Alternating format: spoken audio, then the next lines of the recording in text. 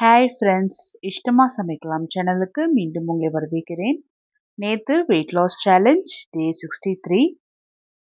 முந்தா நேற்று நைட்டே ஜீரக தண்ணி தீந்துருச்சு. அதனால் காலையிலேயே தண்ணி ரெடி பண்ணி வச்சிட்டோம் அப்படின்னா வேணுங்கும் போதெல்லாம் சூடு பண்ணி குடிச்சுக்கலாம்.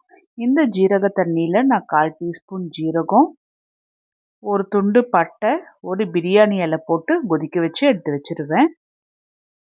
புதினா தீந்துருச்சுன்ட்டு நல்லா ஃப்ரெஷ்ஷாக வாங்கிட்டு வந்து க்ளீன் பண்ணி வச்சுட்டேன். அப்போ தான் ஜூஸ் போடுறதுக்கு ஈஸியாக இருக்கும்னு.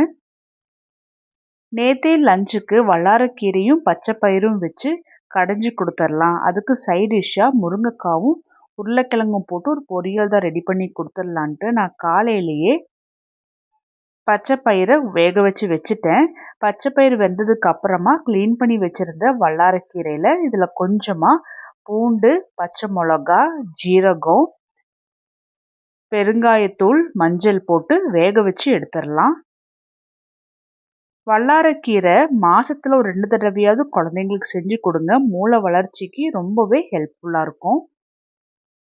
நாங்களாம் குழந்தையா இருக்கும்போது பச்சையாகவே எங்கள் அம்மா வல்லாரக்கீரை நல்லா கட் பண்ணி வெங்காயம், வரமிளகா இதெல்லாமே போட்டு கொடுப்பாங்க. நல்லா சூடாக சாதத்தில் அப்படியே பச்சையாகவே சாப்பிட கொடுப்பாங்க. என் பசங்க அந்த மாதிரி சாப்பிட்றது கிடையாது.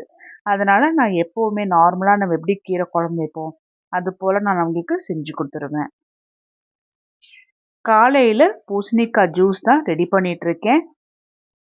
பூசணிக்காய் ஜூஸ் செய்கிறதுக்கு பூசணிக்காய், புதினா, இஞ்சி, குருமிளகு, கல்லுப்பு, இதில் தேவையான அளவுக்கு தண்ணி ஊற்றி நல்லா அரைச்சி வடிகட்டி எடுத்து வச்சிடலாம். இதில் பாதி லெமன் ஜூஸ் பிழிஞ்சு விட்டுட்டு நல்லா ஆற்றிட்டு குடிச்சிடலாம். பூசணிக்காய் நல்லா குளிர்ச்சியான காய் தான்.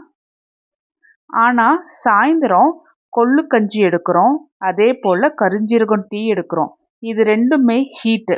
அதனால் காலையில் நம்ம எடுக்கிற இந்த சில்னஸ் வந்துட்டு சாயந்தரத்துக்கு காம்பன்சேட் ஆகிக்கும். அது மட்டும் இல்லை, இந்த பூசணிக்காய் ஜூஸில் தவறாமல் இஞ்சி, குருமிளகுலாம் சேர்த்திக்கோங்க. அப்போ தான் சளி பிடிக்காமல் இருக்கும். மார்னிங் பிரேக்ஃபாஸ்ட்டுக்கு சக்கரவள்ளி கிழங்கு தான் வேக வைக்கிறதுக்காக நான் வச்சுட்டேன். நான் டெய்லி செய்கிற ரெசிபீஸ் உங்கள் கூட ஷேர் பண்ண சொல்லி கேட்டிருக்கீங்க. நான் இன்னைக்கு சைட் டிஷ்ஷுக்கு முருங்கைக்காய் உருளைக்கிழங்கு பொரியல் தான் செய்ய போகிறேன். இது நான் எப்படி செய்வேன்னா, கடாயில் கொஞ்சமாக நல்லெண்ணெய் ஊற்றிட்டு கடுகு, ஜீரகம், கடலைப்பருப்பு, உளுத்தம்பருப்பு, கருவேப்பிலை இதை நல்லா வதக்கிட்டு கட் பண்ணி வச்சுருந்த வெங்காயமும் போட்டு நல்லா வதக்கி எடுத்துருவேன். இதில் கட் பண்ண முருங்கைக்காய் உருளைக்கிழங்கு போட்டு கொஞ்சமாக வதக்கி விட்டுட்டு கொஞ்சம் கல்லுப்பும் சேர்த்தி, காரத்துக்காக நான் வரமிளகா போட மாட்டேன். ஏன்னா பசங்க சாப்பிடும்போது வரமிளகாவை ஒதுக்கி தான் வைக்க போகிறாங்க. நான் நார்மலாக வரமிளகாவை நல்லா வறுத்துட்டு சில்லி ஃப்ளேக்ஸ் மாதிரி அரைச்சி வச்சுருப்பேன். அதை எந்த பொரியல்லையுமே நான் இது போல் சேர்த்திடுவேன். சப்போஸ் குழம்புல கலர் மாறாமல் நம்மளுக்கு காரத்தன்மை வேணும் அப்படின்னா கூட இந்த சில்லி ஃப்ளேக்ஸ் ரொம்பவே ஹெல்ப்ஃபுல்லாக இருக்கும். வல்லாரக்கீரையுமே நல்லா கடைஞ்சுட்டுட்டு இதை தாளிச்சு விட்டுட்டு வல்லாரக்கீரையை நான் மிக்சி ஜாரில் பல்ஸ் மோடில் வச்சு அப்படியே அரைச்சி போட்டுடுவேன். வல்லாரக்கீரையை பொரியலாக கூட ரெடி பண்ணிக்கலாம். ஆனால் எங்கள் வீட்டில் பொரியலுக்கு விட இந்த போல் கடைஞ்சிட்டோம் அப்படின்னா ரொம்ப விரும்பி சாப்பிட்டுக்குவாங்க. அவங்கள சாப்பிட வைக்கிறதுக்கு எனக்கு ரொம்ப கஷ்டமாக இருக்காது. பிரேக்ஃபாஸ்ட்டுக்கு சக்கரவள்ளி கிழங்கும் ரெடி ஆயிடுச்சு. இதில் உப்பு எதுவுமே நம்ம போட்டு வேக வைக்கிறது இல்லை. அதனால நான் வெந்த கிழங்க 2ஆக கட் பண்ணி மேலே கொஞ்சமாக உப்பும் சாம்பார் பொடியும் தூவி விட்டு கொடுப்பேன். நல்லா டேஸ்டியாக இருக்கும். இதை மட்டுமே பிரேக்ஃபாஸ்ட்டுக்கு சாப்பிட்டுட்டு போய்க்குவாங்க. நானுமே இதை தான் பிரேக்ஃபாஸ்ட்டுக்கு எடுத்திருக்கேன். இது ரொம்ப ஹெல்தியானது. கண்டிப்பாக நீங்களும் டயட்டில் சேர்த்திக்கோங்க. இது கூடவே ஜீரக தண்ணியோடு நம்ம குடிச்சிக்கலாம். 11:30க்கு லைட்டாக பசிக்கிறது போல் இருந்தனால நான் ட்ரை ஃப்ரூட்ஸ் எல்லாமே எடுத்துகிட்டு ஜீரக தண்ணியோடு எடுத்து குடிச்சிக்கிட்டேன். நல்லாவே ஸ்டொமக் ஃபில்லிங்காக இருந்துச்சு. மத்தியானம் அதனால் எனக்கு சாப்பிட்ணுன்னு தோணலை. கடைஞ்சி வச்சுருந்த வல்லாரக்கீரையை மட்டும் கிண்ணத்தில் போட்டு எடுத்துக்கிட்டு ஜீரக தண்ணியோடு நான் சாப்பிட்டுக்கிட்டேன்.